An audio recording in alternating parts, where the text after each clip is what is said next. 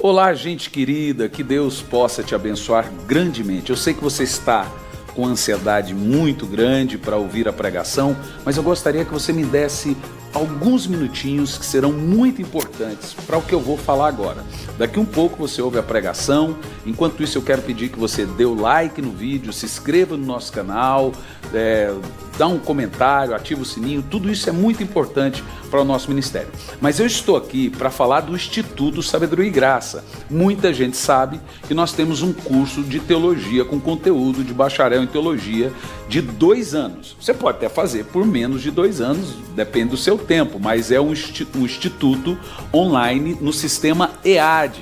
Você recebe um diploma na sua casa com conteúdo de bacharel em teologia. Mas dessa vez eu estou aqui para falar porque nós lançamos um curso para Ministério de Libertação. Há um tempo atrás eu escrevi esse livro, Anjos e Demônios, um livro com 354 páginas, mais de 1.500 artigos escritos, mais de 140 livros de bibliografia lidos. Para você ter uma ideia, eu tive 3 batalhas espirituais quando eu escrevi esse livro, Anjos e Demônios. E aqui eu falo de tudo, ó.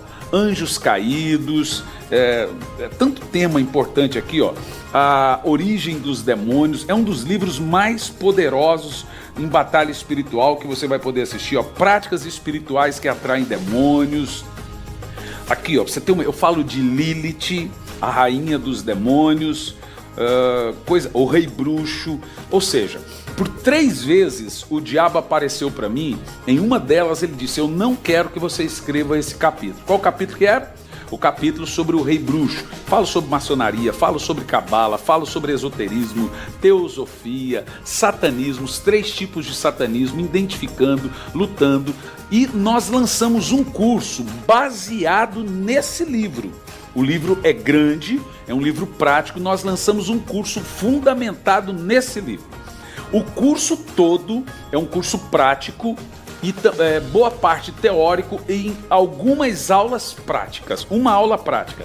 Para que serve essa aula prática? Uma vez eu fui numa igreja e caiu um monte de demônio, gente endemoniada, e os obreiros começaram a dar bibliada, segura a pessoa de qualquer maneira, outros puxavam pelo cabelo. Então eu falei assim: meu Deus, que falta de treinamento. Então essa aula prática é um treinamento que a gente dá para ensinar as pessoas aonde segura alguém quando ela cai possessa de demônio, ensinar as pessoas.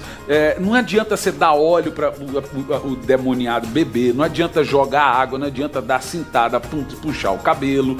Então é uma aula prática, como segura um demônio, como identificar se uma pessoa está endemoniada ou se é coisa da cabeça dela, ou se ela realmente... Ou seja, é um curso para ministérios de libertação.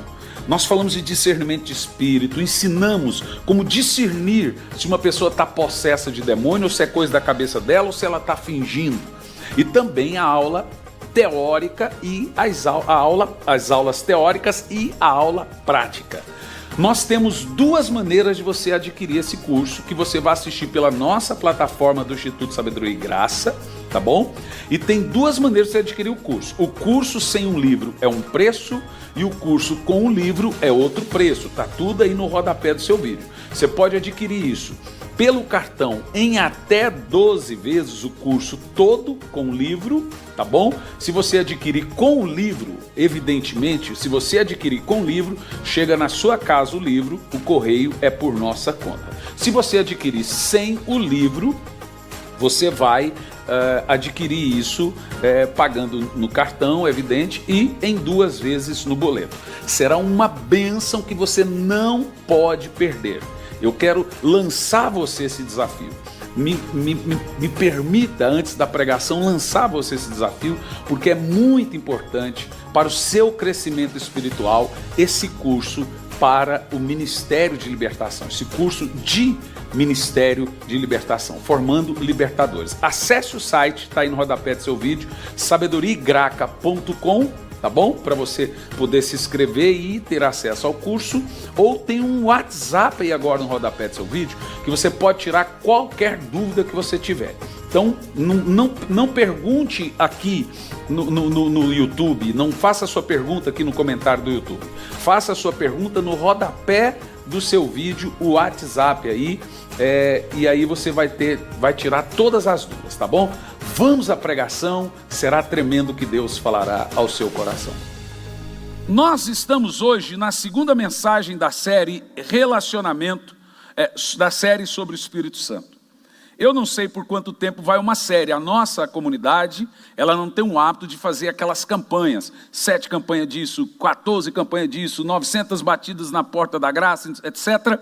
Nós preferimos pregar em série. Então o que a gente faz? A gente pega um tema e desenvolve esse tema por um período que a gente acha que seja necessário.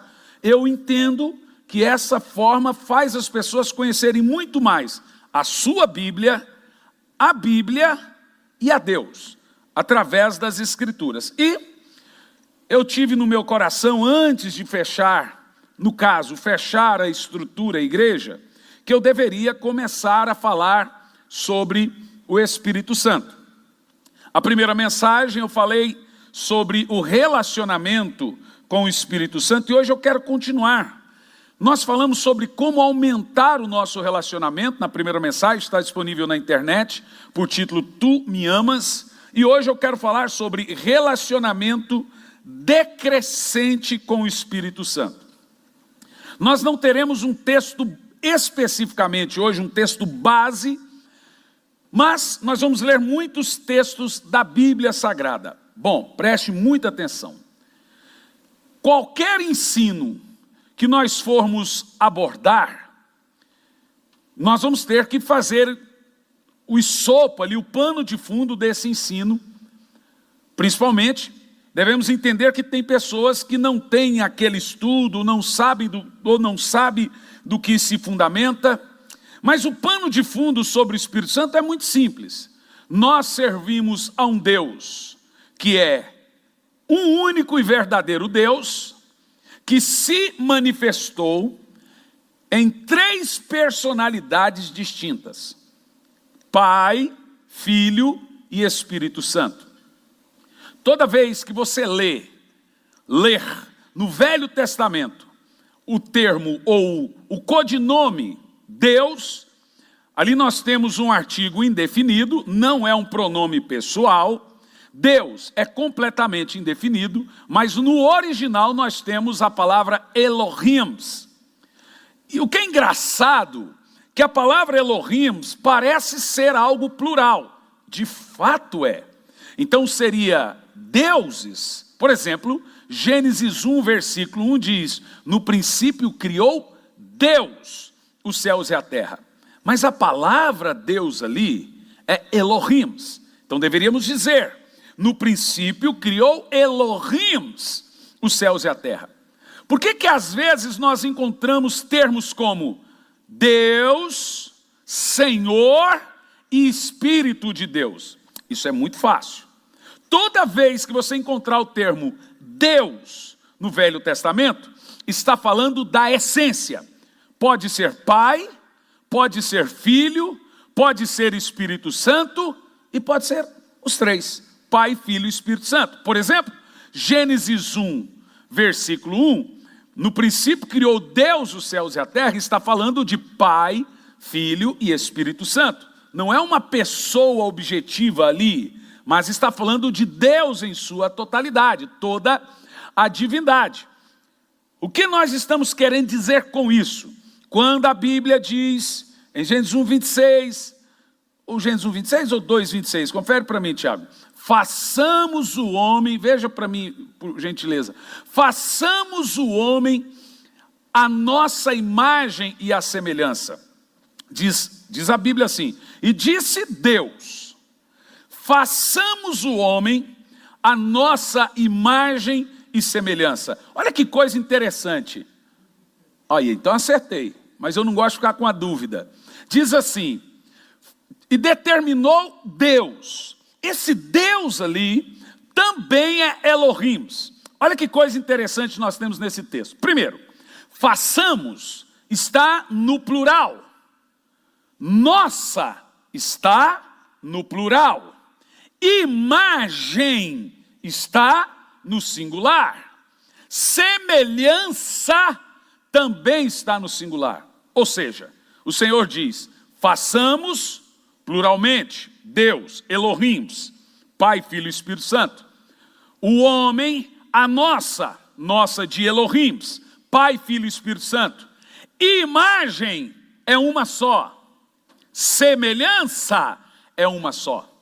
Por que nós temos isso na Bíblia?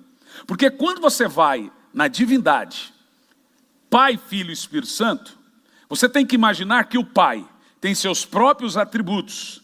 A Bíblia diz que ele é espírito, invisível e imortal.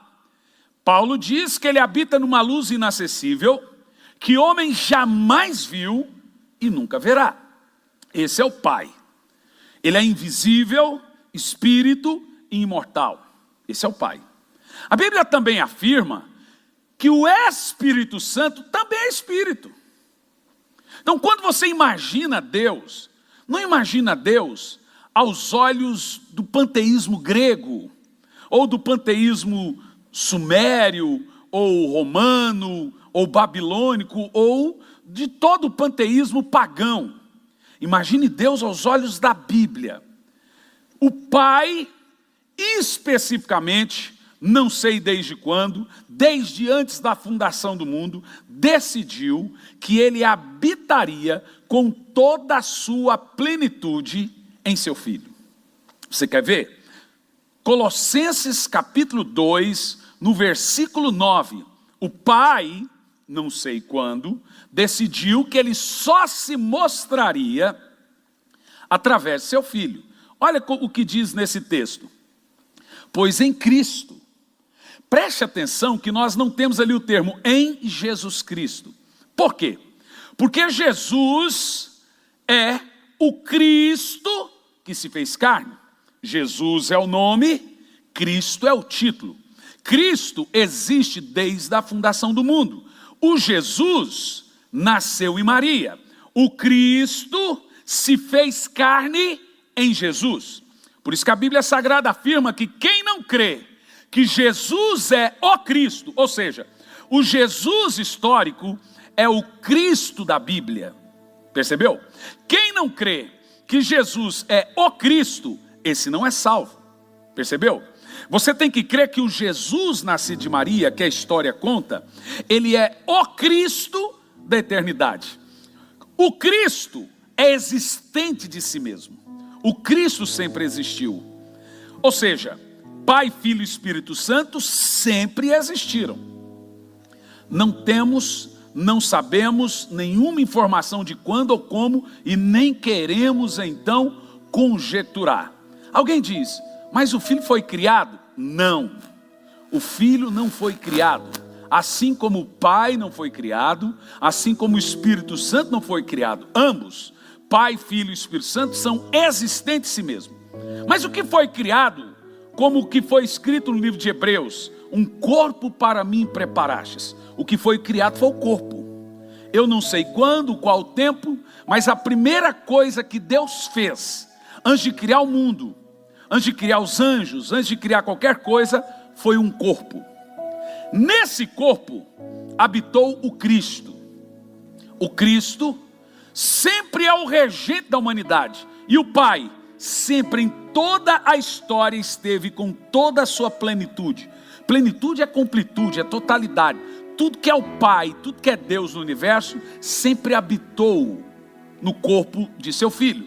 Veja Colossenses 1, versículo 15, para você entender um pouco melhor sobre isso. Colossenses 1, versículo 15, por gentileza. Sobre Cristo, Ele é a imagem do Deus invisível. Ou seja, o primogênito de toda a criação. Quando fala primogênito de toda a criação, é que a primeira coisa que Deus fez foi a imagem que deveria ser vista dele. A imagem que é a imagem do Cristo. Efésios 1, versículo 10, afirma que Cristo, o Cristo, preste atenção, o Cristo, sobre ele, a sua volta, Efésios 1 e 10 diz, de fazer convergir em Cristo. tudo quanto existe, nos céus e na terra e em todos os tempos. Ou seja, todo o universo converge para Cristo. O apóstolo Paulo também diz: dele, por ele e para ele são todas as coisas. O apóstolo Paulo também diz que todas as coisas foram feitas por ele, para ele e por meio dele. João diz que ele é a palavra de Deus. E sem essa palavra, nada do que foi feito se fez.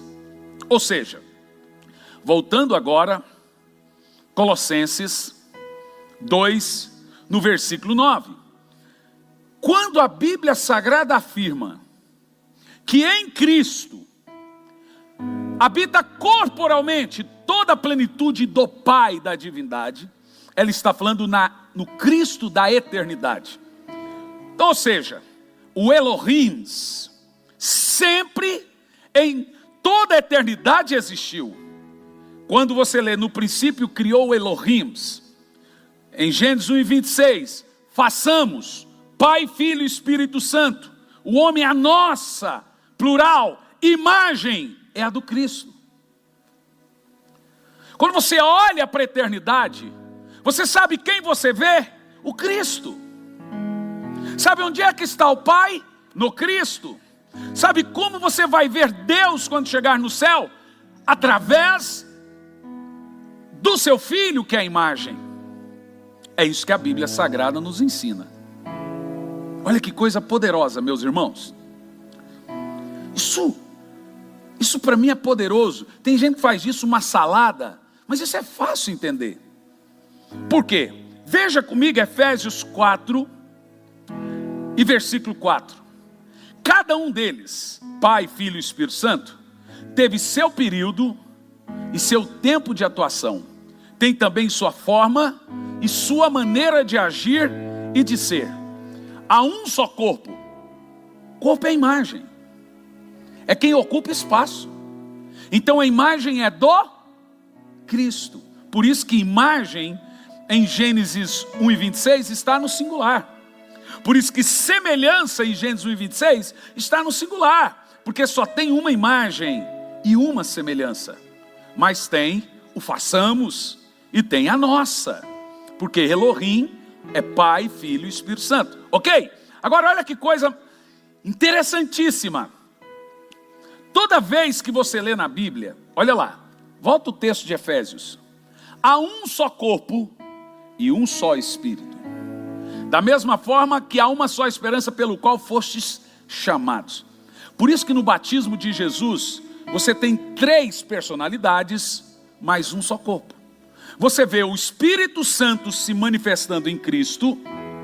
Ok, senhores? Você vê também o Pai dando testemunho de Cristo. Mas quando você olha, você só vê um só corpo. Você quer ver mais um texto da Bíblia? 1 de João 2:23. Daqui um pouco eu volto em Efésios, aí no versículo 4 de novo. 1 de João 2:23, olha lá. Todo que nega o Filho, de igual modo, não tem o Pai. Por quê? Porque o Pai quis, de alguma forma, ser visto somente através do seu Filho. Percebeu? Quem confessa publicamente o Filho, também tem o Pai. Percebeu isso? Primeiro entenda, o Pai tem seus próprios atributos. O Filho tem seus próprios atributos. O Espírito Santo tem seus próprios atributos. Mas são um só Elohim. Você não vai chegar no céu e ver 3 tronos. Você não vai chegar no céu e ver nem 2 tronos. Você vai chegar no céu e ver um trono. E quando você olhar para Jesus, sabe o que você vai ver?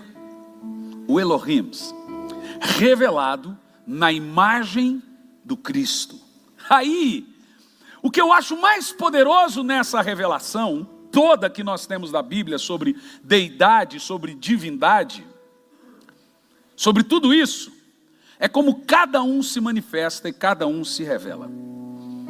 Apesar de serem um só, eles têm uma distinção. E esse é o grande segredo, o grande mistério de Deus. Você quer ver? Voltando ao texto de Efésios 4, versículo 4. Agora põe no verso 6, por gentileza. Vamos lá? Um só Deus e Pai de todos. É o Elohim. Esse um Deus que é Pai de todos, ele é sobre todos Pai, por todos Filho, e em todos Espírito Santo. Veja, houve uma época que tivemos o Deus sobre todos operando. Em uma outra época o Verbo se fez carne, é o Deus por todos operando. Hoje nós temos Deus em todos operando, que é a obra e ministério do Espírito Santo. Ou seja, qual é o mistério? Não há mistério. O que existe é revelação. O que nós temos é entender os modos operantes do Espírito Santo, do Filho e do Pai. Essa é que é a grande verdade. Agora tem algo mais interessante para você entender nessa introdução, nesse pano de fundo, nessa nossa série sobre o Espírito Santo. Veja bem, põe para mim João 1, versículo 18. Olha que coisa poderosa isso, gente. João 1 e 18. Ninguém jamais viu a Deus. Esse texto é estranho, porque em toda a Bíblia nós temos relatos de pessoas que afirmam terem visto Deus. A Bíblia diz que Enoque andou com Deus e Deus o tomou para si. A Bíblia afirma que Adão andava com Deus todos os dias na viração do dia. Ezequiel afirma que viu Deus. E o seu trono tinha até rodinhas, tem rodinhas, raios e trovões, um arco celeste. Isaías, no capítulo 6, diz: no ano em que morreu o rei Uzias, eu vi o Senhor assentado no mais alto e subindo no trono. Isaías diz que viu Deus. Daniel também afirma que viu Deus. Moisés, apesar de estar da fenda da rocha, ele afirma que viu Deus. E Jacó, que levou uma paulistinha dele. Nós temos muitos relatos na Bíblia de profetas, servos de Deus que afirmam que viram o Senhor. Mas como? Se a Bíblia afirma, ninguém jamais viu a Deus. Ninguém quem? Nem Moisés, ninguém é nem anjo, ninguém é nem... Paulo afirma que foi ao terceiro céu. Ninguém quem? Nem Isaías. Mas então quem eles viram? A imagem de Deus. Olha o que diz o texto: ninguém jamais viu a Deus, o Filho unigênito, que está no seio do Pai, que o mostrou. Opa! Então Deus, até para os seus anjos, até para os santos profetas, sempre foi visto através de Cristo. O Cristo, esse Cristo do Velho Testamento, que se fez carne e habitou entre nós. Você quer ver mais um texto? João capítulo 14, no versículo 7, que aqui agora nós temos um debate teológico entre Jesus e Filipe. Filipe era testemunho de Jeová, mas ele deixou de ser logo depois do debate. Você quer ver? Jesus agora olha para Filipe e diz: se vós de fato tivesse me conhecido, teriam conhecido meu Pai. Agora olha que estranho. Nós acabamos de ler em João 18 que ninguém nunca viu Deus, certo? Mas olha o que Jesus fala: pois desde agora vocês conhecem o Pai e estão vendo o Pai. Opa! Aqui está o segredo da revelação. Jesus disse: se vocês tivessem me conhecido, também conheceriam meu Pai. Pois agora vocês estão conhecendo quem? O Pai.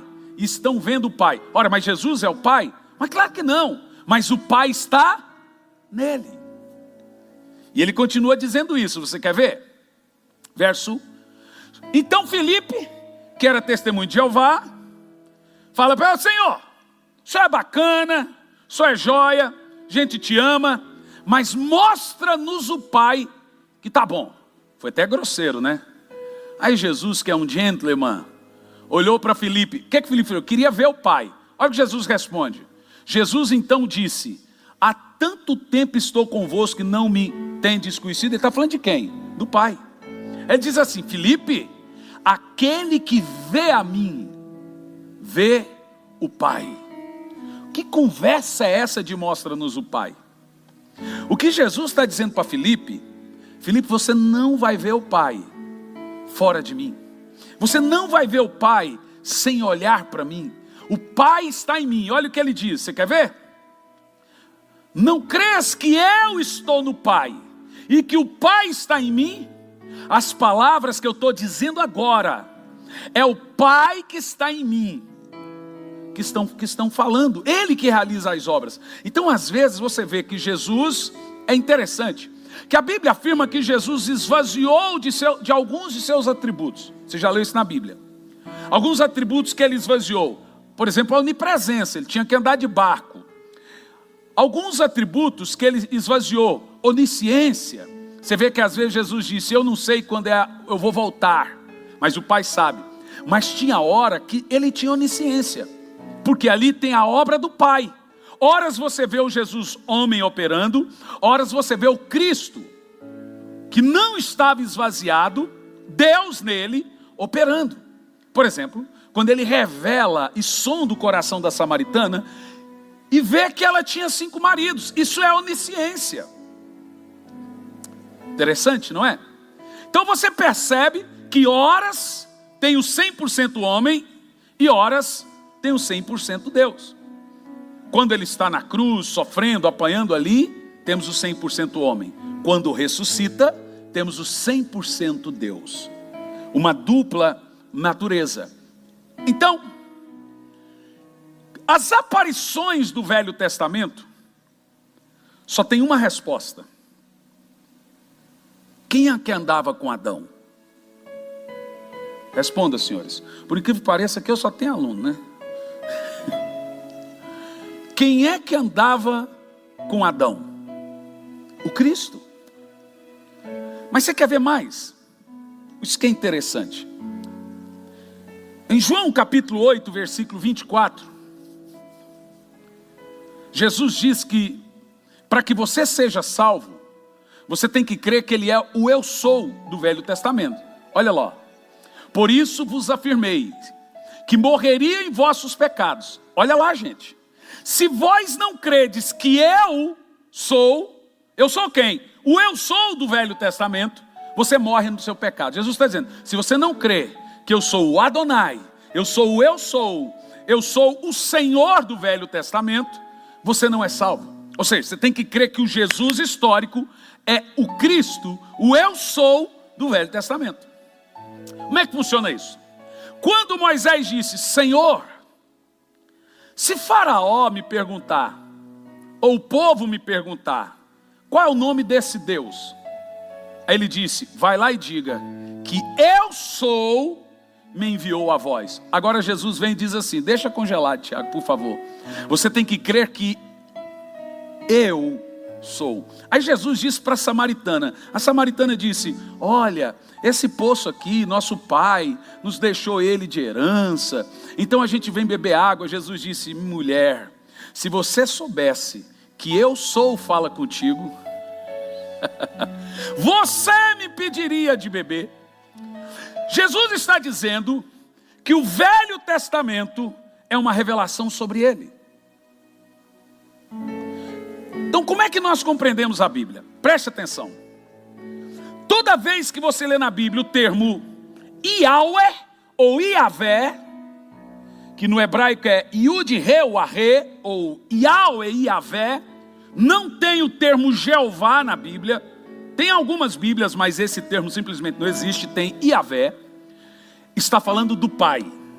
Ok, senhores? Toda vez que você lê na Bíblia os termos Senhor está falando do Filho.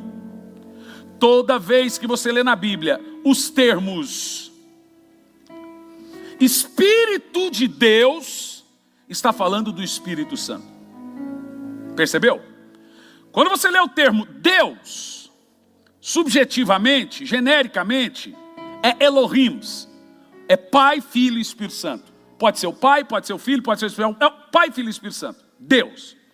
Quando você lê Yahvé, é o Pai. Quando você lê Senhor, que o termo é Adonai, Jesus Cristo é o Senhor. Veja, quem confessa que Jesus é o Senhor, Romanos 10, esse termo é para Israel. O que significa? O judeu tem que dizer que Jesus é o Senhor, o Adonai do Velho Testamento, para ser salvo. Tem que crer que Jesus é o Senhor para ser salvo. É o Adonai. A Bíblia diz que ele que apareceu para Abraão, tomou café e comeu pão de queijo com Abraão. Fizeram uma ceia na figura de Melquisedeque. Olha o que diz a Bíblia. Chegou na casa de Abraão 3 anjos. 2 eram de juízos. 2 foram para Sodoma e Gomorra. Abraão ficou ali insistindo. Então diz a Bíblia que ele olhou e diz assim: e percebeu Abraão que quem falava com ele era Adonai, o Senhor. Jesus no Velho Testamento é chamado de Adonai, Senhor. Ele é Senhor dos senhores, mas ele também é chamado de o anjo do Senhor no artigo definido. Quer ver? Vou te explicar como que funciona essa lógica da Bíblia. Salmos 24, versículo 7. Isso é chamado de salmo de ascensão. Eu ainda nem olhei nos bolsos aqui ainda, mas te prometo que eu vou pregar sobre isso aqui ainda, daqui um pouco. Olha lá. Levantai, ó portas, os vossos frontões, cabeça. Abram-se os antigos portais, para que entre o Rei da Glória. Esse salmo é chamado Salmo de Ascensão. Funciona assim. Davi, que também era profeta, ele está tendo uma visão de 40 dias depois da morte de Cristo, quando Jesus chega no céu e os portais do céu se abrem para ele entrar. Olha o que ele diz, ó. Verso e diante. Quem é o Rei da Glória? É o Eterno, o poderoso e valente, Deus forte e bravo nas guerras. Agora preste atenção que o termo bravo nas guerras ou poderoso nas batalhas é um termo muito particular de Davi. E lhe explico. Davi nunca entrava numa guerra sem que ele tivesse a visão de um anjo. Aparecia um anjo e aquele anjo guerreava as batalhas juntamente com Davi. E foi Davi que pôs o apelido nele de Senhor dos Exércitos, ou Senhor das Batalhas. Esse anjo, chamado de Senhor dos Exércitos, Senhor das Batalhas, o anjo do Senhor, é esse que Davi está falando. Porque agora Davi tem uma visão de Cristo chegando no céu, e as portas se abrindo, e os anjos se levantando.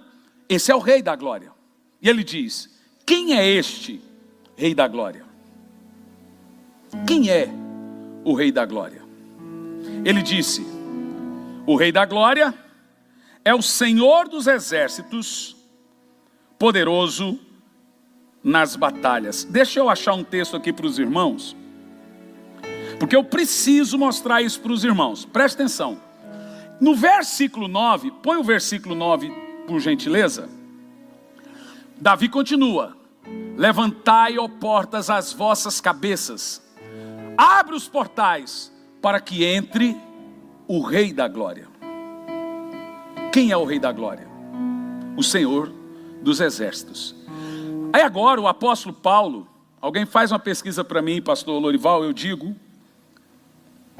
O texto é o seguinte: se vós o conhecesses, não teriam matado o Rei da Glória. Se vocês soubessem quem ele era, não teriam matado o Senhor da Glória. Pastor Lorival me acha o texto, eu já coloco na tela, para você ver o apóstolo Paulo chamando Jesus de Rei da Glória. O texto aqui é um salmo de ascensão. Então o que nós temos no Velho Testamento? O Senhor Todas as aparições são sobre o Cristo. Ele sempre foi que se mostrou e falou. Meus irmãos, se Adão não tivesse pecado, nós estaríamos com Cristo no paraíso. Esse Adão, esse corintiano, atrapalhou o nosso babado. Se Adão não tivesse caído, olha aí, ó. Você que achou, Tiago? Você está melhor que o pastor Lorival, rapaz. Você foi rápido. Você que mandou para ele, Lori. Tá rápido, hein, Tiago? Eu disse assim, ó. Nenhum dos governantes dessa era compreendeu essa sabedoria. Olha o que Paulo fala. Pois se tivesse entendido, não teriam crucificado o Rei da Glória, o Senhor da Glória. Então o Rei da Glória do Velho Testamento é o Cristo do Novo Testamento. Ele é o mistério escondido de Deus. Para você que está me entendendo. Agora preste atenção que isso é muito importante.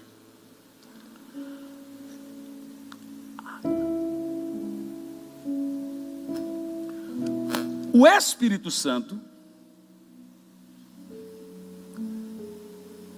é a terceira obra e a terceira maneira em que Deus se manifestou na face da terra.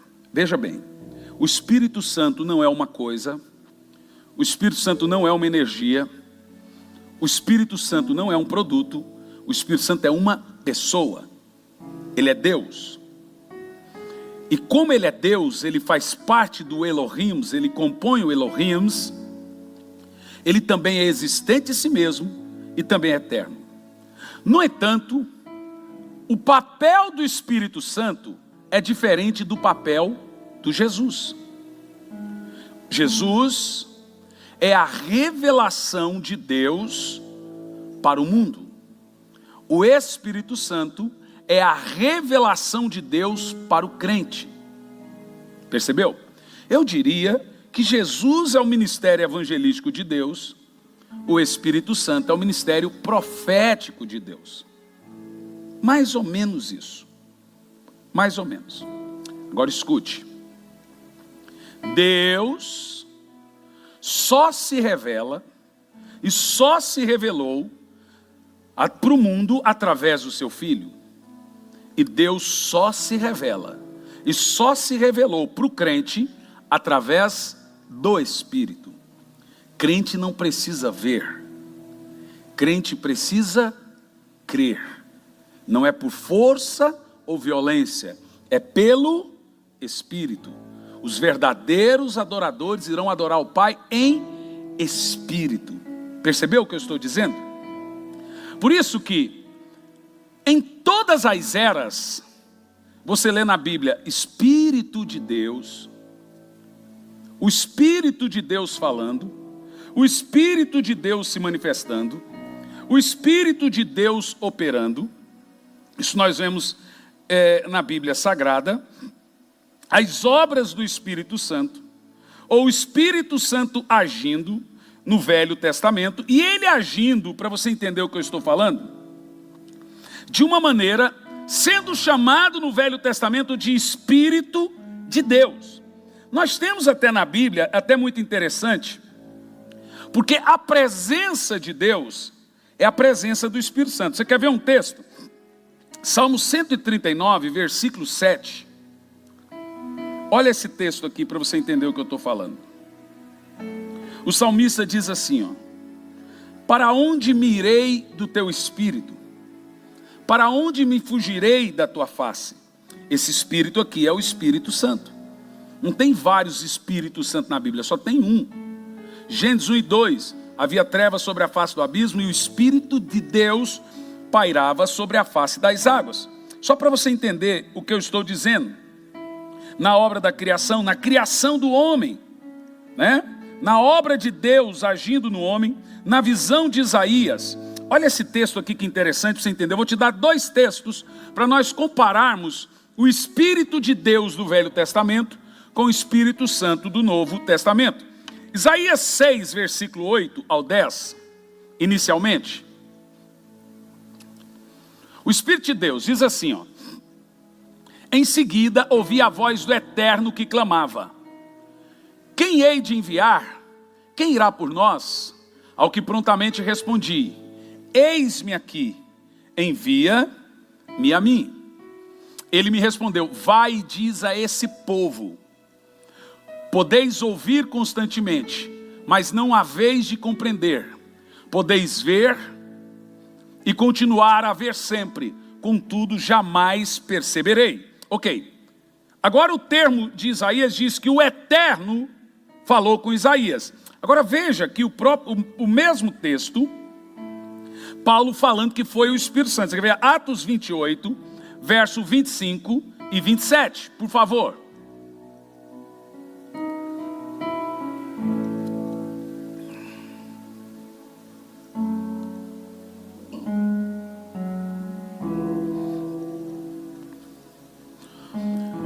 Então começaram a discordar entre si mesmos e foram embora.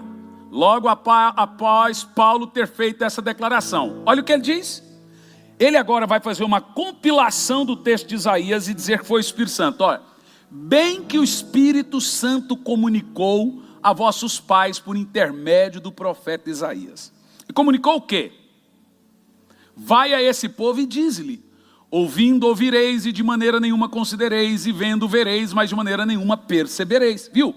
Ele compilou, fez uma transmissão do texto e disse que foi o Espírito Santo que disse. Tem gente que pensa que não temos obra do Espírito Santo no Velho Testamento. Mas quando você lê na Bíblia, Espírito de Deus está falando do Espírito Santo. Você quer ver mais um exemplo? O próprio acordo que viria no futuro da nova aliança. Vamos ver aqui Jeremias 31 e 31.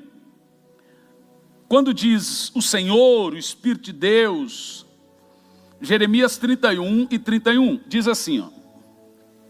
Dias virão, afirma o Senhor, quando estabelecerei uma nova aliança, falando da graça, com a casa de Israel e com a casa de Judá. Percebeu? Agora, veja Hebreus 10, versículo 15 e 16, para você entender. Hebreus 10, 15 e 16.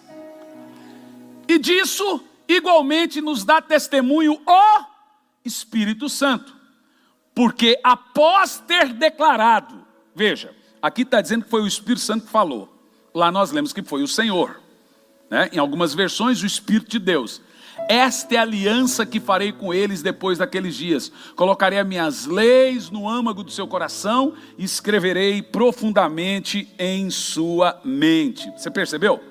Então nós temos na Bíblia Sagrada várias transcrições. O Espírito de Deus disse, o Espírito Santo é chamado de Espírito de Deus, Espírito do profeta, Espírito da profecia, Espírito dos profetas. E essa transcrição, quando vem para o Espírito Santo, nós identificamos o Espírito Santo como sendo o Espírito de Deus no Velho Testamento. Agora escute o que eu vou te dizer. Todos nós iremos passar uma fase crescente no nosso relacionamento com o Espírito Santo e uma fase decrescente no nosso relacionamento com o Espírito Santo. E aqui eu vou concluir o termo de hoje. Em Mateus 7, 8, Jesus fala dessas três fases e ele diz, Mateus 7, 8, pedi e dai-se-vos-á, buscar e encontrarei, bater e abrir-se-vos-á. Eu tenho até essa mensagem na internet, são as três dimensões do Espírito. Não vou falar, sugiro que você vá buscar, mas isso aqui fala de fases. A primeira fase é pedir, a igreja tem os pedintes, mas eles vão crescer e parar de pedir. Vão receber, mas sem pedir. Depois do pedir vem o do buscar e depois a fase de bater já a sua porta. Se nós não cuidarmos, irmãos, isso é inevitável, nós vamos regredir em nosso relacionamento com o Espírito Santo. Nós lemos isso em Apocalipse, na mensagem passada. Procura saber onde você caiu, se arrepende, volta ao seu relacionamento, volta ao primeiro amor. Então, aquela igreja decaiu do seu relacionamento com o Senhor. E nós vamos regredir a essas três fases. E voltar àquela fase de não ter relacionamento com o Espírito Santo. Como que isso acontece? Para você entender. Quando nós regredimos no nosso relacionamento com o Espírito Santo, que eu chamo de relacionamento decrescente, ele acontece de 3 formas. Primeiro, começa entristecendo-o. O primeiro passo de você decair do seu relacionamento com o Espírito Santo é ter um período em que você entristece o Espírito Santo. E em segundo lugar, você irá apagá-lo. Não é que ele é uma lâmpada que você vai lá e desliga. Não. A palavra, o termo apagá-lo aqui é silenciá-lo. É quando ele não lhe dirige mais. É quando ele não fala mais com você. É quando você não tem mais a empatia com o Espírito Santo. E em terceiro lugar, na fase decrescente de relacionamento com o Espírito Santo, é a blasfêmia, que é o último lugar em que uma minoria chega, mas chega. Primeiro, os crentes entristecem o Espírito Santo. Depois, silenciam ele, apaga ele. E depois chega ao ponto de blasfemar. Vamos ver esses 3 pontos bem rapidinho. Juliano, dá o tempo aí, por favor. Em Efésios 4, versículo 30, nós vemos como funciona a fase de entristecimento do Espírito Santo nesse relacionamento decrescente. Por que é importante eu falar isso? Porque talvez há pessoas que estão seguindo esse caminho dessa fase. É quando o jovem começa a dormir com a namorada. Isso é uma primeira fase, ele entristece, são os palavrões, são os pecados, ele vai entristecendo o Espírito Santo. Veja Efésios 4:30 e vamos seguir os passos de como alguém entristece o Espírito Santo. E não entristeçais o Espírito Santo de Deus. Você viu? De novo aqui ele é chamado de Espírito de Deus, com o qual foste selado para o dia da redenção. Então veja, o Espírito Santo pode se entristecer. Agora, como que nós entristecemos ele? Continua o texto. Toda amargura. Vamos lá enumerar. Cólera, ira, gritaria, que é o mesmo que brigas, blasfêmias, zombarias, né? Seja eliminado do meio do vós, como toda maldade. Olha só, gente amargurada entristece o Espírito Santo. Gente irada, gente que sempre está querendo brigar, né? Agora continua, tem mais. Pelo contrário, sede bondosos e compassivos uns para com os outros, perdoando uns aos outros da mesma maneira como Deus os perdoou. Então a falta de perdão entristece o Espírito Santo. Pode continuar. Acabou, né? Veja que coisa interessante no texto. Uma coisa que eu acho interessante aqui nesse texto, que passa despercebido, põe no verso 31, porque o que mais tem dentro de igreja é crente amargurado. E a amargura entristece o Espírito Santo. Porque tem gente que pensa que a amargura não é pecado. Mas olha lá, por 2 vezes, por exemplo, a amargura priva você da graça de Deus e também entristece o Espírito Santo.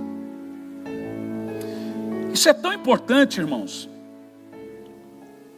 que a Bíblia Sagrada diz que esses atos faz você decair do seu relacionamento com o Espírito Santo. Você quer ver mais um texto? Uma coisa que entristece o Espírito Santo: rebelião. Rebelião contra pai, rebelião contra qualquer liderança. Eu sei que a gente está chateado que não tem culto, mas nós temos que obedecer. Você não pode, você só não obedece uma autoridade quando essa autoridade contraria a autoridade de Deus. Aí, mais importa obedecer a Deus. Não se trata de uma perseguição. Nós temos que obedecer. Veja Isaías 63, versículo 10, que mostra quando há rebelde, há rebelião, isso entristece o Espírito Santo. Olha o texto. Mas eles se rebelaram e magoaram, entristeceram o seu Espírito Santo. Misericórdia. Só o que nós temos hoje na igreja são igrejas que nascem de rebelião. São igrejas que nascem porque brigou com o pastor, porque brigou, então agora eu acho que eu sou pastor, então eu mereço a minha igreja. Eu tenho um costume, irmão, antes que alguém se rebele, eu sugiro que ele abra uma igreja, porque eu não quero que ninguém comece algo debaixo de maldição. Então, por minha escolha, eu falei: irmão, começa um ministério, que Deus te abençoe. Porque rebelião é pior que pecado de feitiçaria. E a Bíblia diz que a rebelião entristece, magoa o Espírito Santo. Você quer ver outra coisa que entristece o Espírito Santo? Que é decair do seu relacionamento com Ele? Satisfazer as obras da carne. Veja Gálatas 5:17, por gentileza. Tiago, você tá bom, Tiago. Você tá bom. É ou não é? Porquanto a carne luta contra o Espírito, e o Espírito contra a carne. Eles se opõem um ao outro, de modo que não conseguis fazer ou o que quereis. Veja bem, satisfazer a carne é fazer você ser inimigo e entristecer o Espírito Santo. Quer ver outra coisa que entristece o Espírito Santo? Nossas palavras, gente. Isso é sério isso aqui. Quer ver? Efésios 4, versículo 29. Vamos pegar o 29 e o 30. No 30 diz: não entristeceis. Mas olha o verso 29. Por que entristece o Espírito Santo? Não saia de vossa boca nenhuma palavra que cause destruição, mas somente que seja útil para edificar. Olha a gravidade de um palavrão. De acordo com a necessidade, a fim de que comunique graça aos que ouvem. Continue o texto. Não entristeçais o Espírito Santo. Meu Deus. Você quer ver outra coisa que entristece o Espírito Santo? Eu já li, vou citar, mas já foi lido. Falta de perdão, amargura, indignação e etc. Gritarias. Veja Hebreus 12, versículo 14. Que faz parte aqui do essopo né? Esforçai-vos para viver em paz com todas as pessoas. Às vezes não é possível, mas a Bíblia manda a gente se esforçar. Às vezes não é possível, mas ela diz: faça a sua parte. Todas as pessoas e em santificação, sem a qual ninguém verá o Senhor. Jesus amado. Em quinto lugar, o que entristece o Espírito Santo? Quando ignoramos os alertas quanto ao pecado. Agora, preste atenção.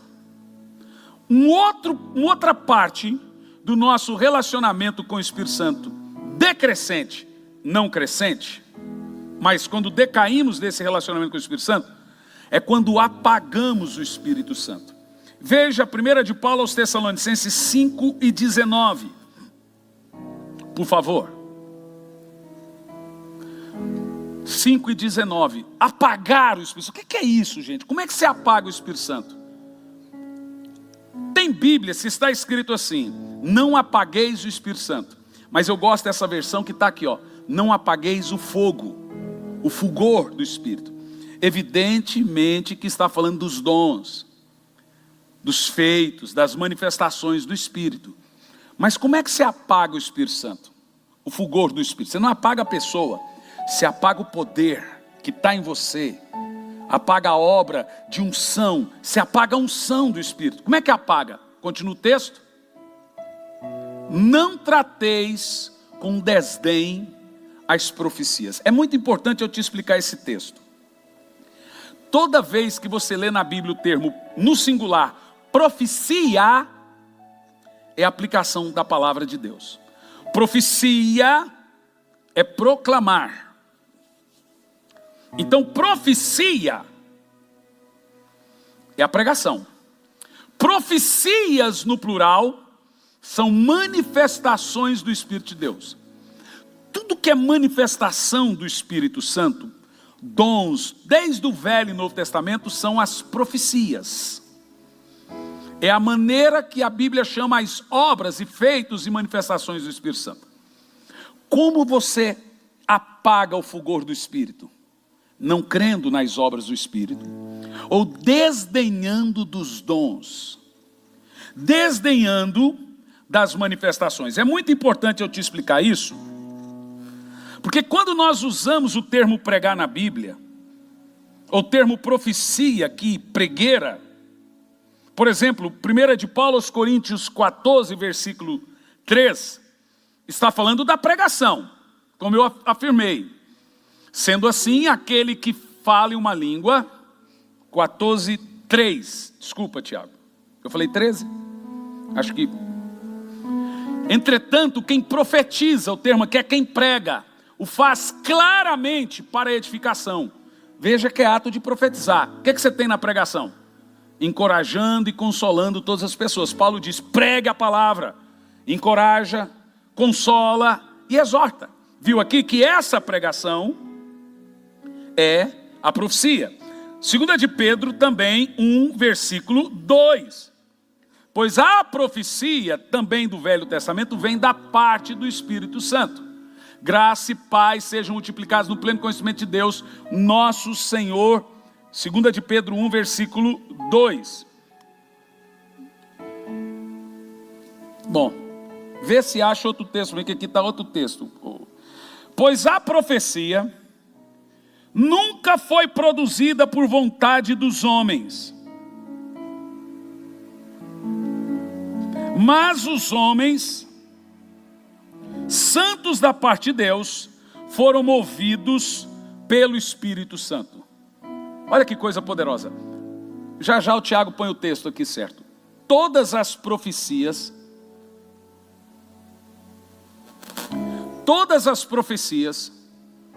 ou profecia no Velho Testamento, então é 21, né? Tá bom. Porquanto jamais a profecia teve origem na vontade humana, mas os homens santos falaram da parte de Deus, orientados pelo Espírito Santo. Você viu? O Espírito Santo é o autor de todas as profecias e profecia do Velho Testamento. Poderoso isso, né? E eu concluo aqui dizendo a você o seguinte. Gente, é muito fácil decair do nosso relacionamento com o Espírito Santo. Não é fácil perder o Espírito Santo, mas é fácil perder o nosso relacionamento com o Espírito Santo. Em primeiro lugar, o Espírito Santo não é mau caráter, não é mal educado. Ele vai falar quando você falar. Ele vai se comunicar quando você comunicar. E decair do relacionamento com o Espírito Santo, em primeiro lugar, é entristecê-lo. E aqui temos e lemos um conjunto de muitos pecados. Talvez eu esteja falando com gente que está entristecendo o Espírito Santo. Deixa eu te explicar. Houve uma época na minha vida que eu estava muito triste. Mas muito. Eu estava pregando, você vê, agora eu estou sem pregar há 4 meses. Você chega aqui e vê as cadeiras, a gente fica triste. Você fica triste, mas você não fica abatido. Mas houve uma época, há muitos anos atrás, que eu estava muito triste e muito abatido. Aí um dia eu fui orar, falei, Senhor, por que eu estou triste? Por que eu estou abatido? Eu dormi. E no meu subconsciente, eu ouvi uma voz. Você sabe por que você está triste? Porque eu estou triste. Sabe o que Deus estava falando para mim? O Espírito Santo que habita em mim estava triste. Triste com atitudes minhas. Algumas atitudes que estavam entristecendo o Espírito Santo. E isso também me deixava triste. Talvez nem todos, mas talvez há irmãos que estejam me assistindo, que estão tristes, porque você tem entristecido o Espírito Santo. Seja com palavrões. Quantos jovens, Tiago, você que é líder aí de jovens, como é difícil hoje você pôr na cabeça do jovem que o namoro dele tem que ser cristão. É mão na bunda, é mão aonde não devia, é isso, é aquilo outro, é dormir na casa de namorada, é namorada dormir na casa de namorado. E não fica triste comigo quando seu pastor prega, irmão, é cuidado. Aí você vai falar, isso é religiosidade. Meu irmão, a palavra de Deus para você hoje é, não entristeça o Espírito Santo. Escândalos. Porque hoje está uma moda seguinte, o cara escandaliza, o outro que é mais santo que o cara que escandalizou, joga na internet. A Bíblia diz, ai daquele que escandalizou e ai daquele que propagou o escândalo.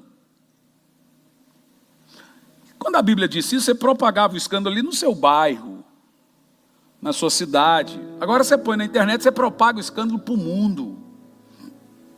É grave. Você vai lá e põe na sua internet o escândalo de alguém, e o cara estava recém-convertido, desvia, ou querendo se converter, desiste, e você vai dar conta do sangue dele. Não apague o espírito, irmão, não entristeça o espírito, não chega ao ponto lá de blasfemar e dizer isso não é pecado nada e começar a zombar de Deus. É momento de nós voltarmos para o Espírito Santo, voltarmos o nosso relacionamento com o Espírito Santo. Não é decair do relacionamento, é aumentar o nosso relacionamento com o Espírito Santo.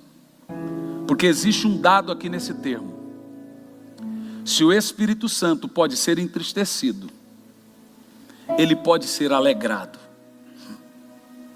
Faça o caminho inverso de muitos crentes hoje. Alegre o Espírito Santo. E eu não tenho dúvida que uma das coisas que mais alegra o Espírito Santo é você trocar, levar uns papos com ele. O meu livro, Precioso Espírito Santo, um dia alguém perguntou: por que o termo Precioso Espírito Santo? E por que tem uma mulher na capa parecendo Lara Croft, ou parecendo Tomb Raider, né? Lá no meio da floresta. Eu lhe explico. Primeiro, que aquela mulher está fazendo uma busca, uma procura. Segundo, o termo Precioso Espírito Santo é porque foi assim que ele queria ser chamado quando ele me chamou. Eu amo filmes, mas amo muito. E antes que você me julgue, eu amo assim, de paixão, eu e meu filho, toda a série do Tolkien, Senhor dos Anéis, Silmarillion, que nem passou na televisão ainda, Hobbit, etc. E às vezes a gente dá na doida e reassiste tudo de novo, 4 horas cada filme.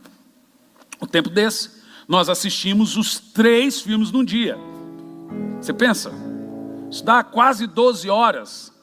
E assistimos tudo assim. Aí terminou, eu estava cansado, o Jean foi jogar um videogame, eu falei, acho que eu vou dar uma deitada. A mãe não estava, e tomei um banho, a hora que eu fui deitar, eu ouvi um sussurro assim, ó. E lá no filme Senhor dos Anéis, tem Gollum, que é apaixonado pelo anel, o anel representa o pecado, e ele chama o anel no filme inteiro de My Precious, meu precioso. E o anel é a paixão daquele ser chamado Gollum lá, eu até esqueci o nome dele, Sméagol. Isso porque eu gosto do filme, né? Eu fui para o quarto, quando eu passei no meu quartinho de oração, eu ouvi um negócio assim, ó. Irmão, eu gelei todo. Eu estava assistindo um filme, falei, nossa, será que eu confundi realidade com filme? E será que eu estou ouvindo coisa? Continuei, aí eu ouvi de novo. Aí eu voltei, e aquela voz falou alto e audível: sou eu, seu precioso. Falei, não, eu estou confundindo a realidade. Depois de 12 horas, é o filme. Ele disse, não é o filme. Você ficou 12 horas assistindo um filme, consegue ficar comigo por um tempo? Eu sou o precioso. O Espírito Santo estava dizendo que eu tinha que buscá-lo, igual o Sméagol buscava aquele anel. My precious, my precious. E o anel consumiu ele. Ele estava me dizendo, eu sou o precioso. Daí surgiu o nome Precioso Espírito Santo. Nós temos que deixar o Espírito Santo consumir as nossas vontades, a ponto de você gritar, meu precioso, porque o Espírito Santo foi enviado para ter esse tipo de relacionamento com você. Priorize, aproveite esses lockdowns da vida, essa situação que deixa a gente tão amargurado, que parece que nunca vai acabar, né? Mas vai acabar. Mas aproveita para o seu relacionamento com o Espírito Santo, porque Ele é precioso. Eu quero orar com você agora, e aonde você está, feche seus olhos. Pare tudo. Feche os olhos. Se comprometa em alegrar o Espírito Santo ao invés de entristecê-lo. Em buscar o Espírito Santo ao invés de esquecê-lo. A próxima mensagem que eu vou pregar é: trate o Espírito Santo como uma pessoa. Ele não é uma coisa, ele é uma pessoa que está aí agora. Chame-o, fale com ele, porque ele te ama. Senhor Deus, aqui estamos como os teus servos e filhos, buscando a tua presença, necessitando da tua voz. Nos ajuda, Pai, na nossa adoração, na nossa oração. Nos ajuda a te alegrar, meu Pai, a buscar o Senhor, em nome de Jesus.